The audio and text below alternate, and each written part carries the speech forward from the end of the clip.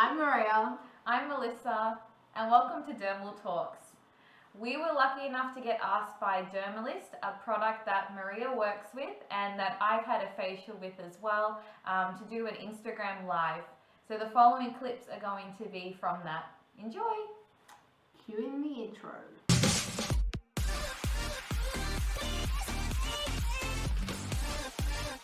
Whilst we're waiting for if there's any questions that come through, Yeah. I would love to know what your number one piece of skincare advice is. And I will also just preface that with saying don't say SPF because that's cheating. So anything that you can advise that would be your number one skincare advice. Yeah, I think my biggest advice is to start looking after your skin now. I have clients from the age of 12 to 80. So I've seen many generations of skin every day, and don't wait until you're too late or you hit a milestone like 30, 40 or 50 and then decide to do something. Start with a good routine now, and if you don't know what to do, come and see a qualified dermal clinician like one of us, and we'll get you on the right sort of path. But having a good skincare routine is going to be your base.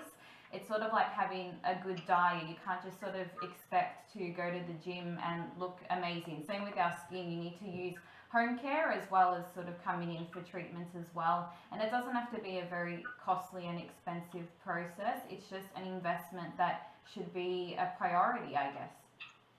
Yes, well said. I love that. I really love that. It's never too early to start working on your skin. I love it. Very good. Work on it now. Work on it yesterday. I would say just be consistent. Being consistent, there's so many times I'll have someone come in and be like, oh yeah, I was using this and then I've just got it too busy to use it. And it's like, look, just not finding time, but making time to put 5 minutes aside, brush your teeth, cleanse, serum, and you're sorted. In other cases, it's don't self-diagnose. A lot of people will see what's going on the surface and not necessarily understand that it may be a lifestyle thing, maybe a dietary thing, because diet can still cause inflammation as well. So it's just a matter of be consistent with your current skincare, make changes when you need to make changes, don't do it just because. A lot of people I'll find a lot of people will buy products based on trends that may not be ideal for their skin. And good point. Really good point. And TikTok's not a reliable source. I need to use it. Sorry? TikTok's not a reliable source of skincare, please. No. TikTok is not a reliable source. You're so right. If someone's dancing, you're like, Exactly. Like, what does that mean? Why? Very well put. Actually, that's a really good point. Don't follow the trends if it's not what your skin needs. 100%. Self-diagnose. Inconsistency, you're right. I'm just like pointing out, like taking that point. We need to, if we're lucky, we might get a treatment done maybe once a month, if we're lucky. So, you're, as dermal clinicians, you're touching our skin or my skin once a month, and that's fantastic, and we're going to get some really great results from those treatments, and we want to encourage those treatments to be done. But every evening and every day, I'm touching my skin twice a day. So that's where a lot of the home care consistency is so important to get the results that you're paying for in clinic. We need to really hit home that consistency and at-home use is really important to get and leverage those results as well. And Melissa mentioned as well, it's kind of like when you exercise, when you work out, you will spend money to go to the gym or you'll spend money to go and see a personal trainer. But then so many times I use the analogy, you'll go and see your personal trainer, but you're not going to have McDonald's on your way back home.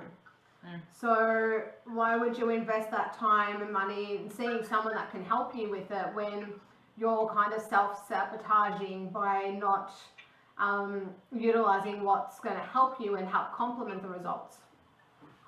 Yes, really good point. Absolutely. I completely agree. So I'm going to use that analogy from now on.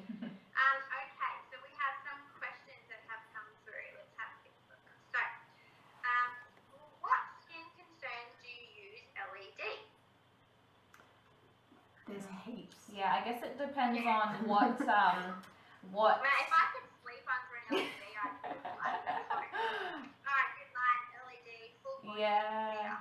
Yeah, just have, there are actual devices that are full body LEDs. Yeah, that's pretty And cool. I'm just thinking, Are they like, used for like athletes and things? Because Yeah. repairing. Yeah, we saw one at a conference we went to 2 years ago. It was really cool. But to answer the question, LED can treat acne, like inflamed acne, dermatitis, rosacea, but also for people that just want to boost their skin's collagen, really. It can be used on anyone at basically any age. yeah, so based on the different wavelengths, you can then interact on a cellular level, something that you want to be able to achieve. So if you want something that's acne bacteria, like antibacterial, you will go for something that's going to kill the P. acnes, kill the bacteria that's feeding amongst it.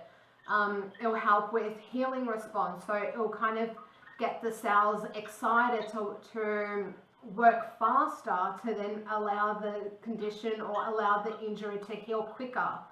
You can even use it for calming as well. So calming will kind of de-accelerate particular inflammation or de-accelerate particular cellular responses under the skin to actually calm the skin down. So depending on the wavelength, there's heaps of conditions and concerns that you can actually treat with LED. Just making sure that you're using the one that's your primary concern and that you're not going against it afterwards. Yeah, perfect. Don't eat McDonald's after an LED. Just don't do it. Don't strip your skin after an LED. Let the light work for you. Absolutely. Can you use if pregnant? So if you're referring to the Dermalist range, then yes, you can use our Dermalist range. If you're pregnant. Alright, another question is, what would be the youngest that you would start working on your skin? I guess like it depends. Maybe most, if I'm talking with girls, start puberty at sort of 12, 13. So I guess like little micros or little facials would be a good, I'd be, more than happy to start clients. As I said, I've got clients that are 12 and 13. It's nothing extreme. It's just to help them get a routine started now. It's not any lasers or anything like that. It's just a simple treatment, maybe some, blue LED to help with the P. acne bacteria. But when you're looking at sort of other treatments like hair removal, it's a bit, sort of maybe wait until they finish puberty on 16 to 18 sort of thing. I would definitely get them started on a skincare routine first. Before realistically doing anything. If they do need interventions of clinical treatments, then you can get them in after an appropriate assessment. But definitely just looking at that, creating that routine and that consistency, especially like I know with my family members, I've grown up with cousins that are all males. So I'll have questions about them being like, oh, my skin's really greasy, my skin's really oily, or I've got pimples now. And it's like, okay, well, you're shaving and you're not putting something on your skin, so then you're creating little micro cuts, and then that bacteria will then go into that micro cut and you'll get a pimple. So making sure that you're using something after you finish shaving, or just cleaning the skin, whether it be a gentle cleanser or a cleanser that has a little bit of lactic acid in there as well. Doing something that's not as invasive and getting them into that appropriate routine. Yeah, very good point. Really true. And I think, you mentioned hormones being an influential factor, particularly to, inflammation and skin concerns. And when you're an adolescent, there's nothing, great going on in your body than the excess of all these different types of hormones. So, yeah, great time to get involved, definitely. And then how do you recommend your clients use the Dermalist exfoliant? So that's obviously a twofold or threefold question, because there is, I can answer this. You're welcome to go for it as well. I would love to answer this because obviously I use Dermalist for myself, but also stock it at work. So where we do recommend it is that you've got a difference between your enzyme exfoliant, you've got your chemical exfoliant, and then you've got your mechanical exfoliant. So sometimes you don't even need to actually rub it on the face. I know that when I've got some people, like even myself, I'm not going to be rubbing my skin as an exfoliant all over. I'll probably do it in the areas of concern, but I'll apply it as a mask all over the face. So then applying it by a mask, you're then allowing the enzyme and the chemical exfoliant to obviously do its work and exfoliate the skin without actually causing that redness. Because sometimes when your skin is sensitive, you don't want that roughness of that granular exfoliant, so you're more relying on that enzyme and chemical response to exfoliate your skin. So I tend to tell people to do it that way first. It is quite a potent exfoliant, so I'd say maybe use it once a week. Initially get your skin used to it, leading up to every like twice a week, even putting it on before you go and have a shower, so then you can just remove this up like the rest of the product whilst you're in the shower. So it's just all those little steps and tricks that I tend to recommend to people and how to introduce the exfoliant into their routine. Yeah, music to my ears, you know. Tell me more, but I love it.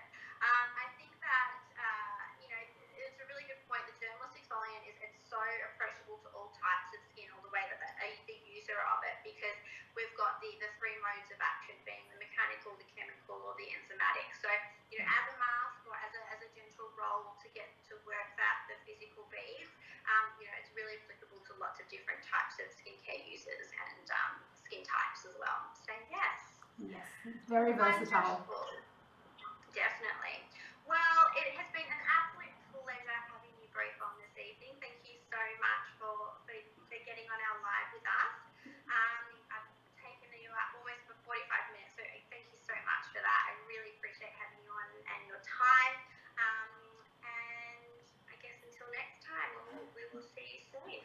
Well, thank you very much for having us. You.